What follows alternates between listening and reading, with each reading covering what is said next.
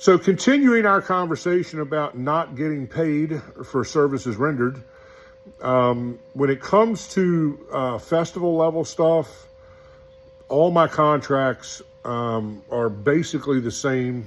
I may change the pay structure depending on what kind of track record I have with the client.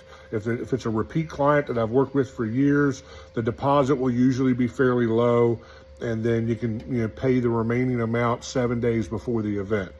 Now, I've had guys say, there's no way I'm paying you before the event. How do I know you're even going to show up?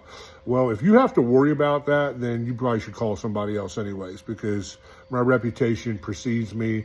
And if you talk to any of my regular clients, they will tell you I will work in rain, snow, sick, nothing. I am a workaholic. Nothing stops me from getting to the gig unless we're just in some kind of freak car accident or, something like that on the way to the gig and we're all getting flown to the hospital.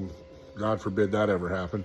But all my contracts are usually with new clients, 50% down with the signed contract, the other 50% 7 days before the event.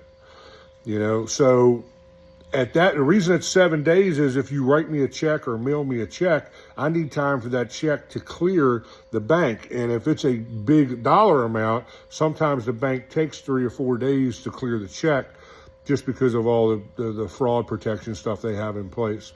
Electronic payment is always best. I Zelle. There's no charges when you Zelle.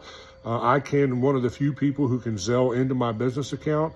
My bank is really easy to work with that way. That seems to work for most of my clients. I don't really get as much pushback on that as you think I would. And it really comes back to when they want to argue it, I'm like, look, dude, I don't know you. We have no relationship in place. I've never worked for you before.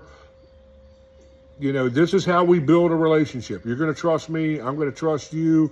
And it's just going to kind of be whatever it is. Do not let them draw you into the risk factor of the gig. That's super important, and we'll talk about that tomorrow.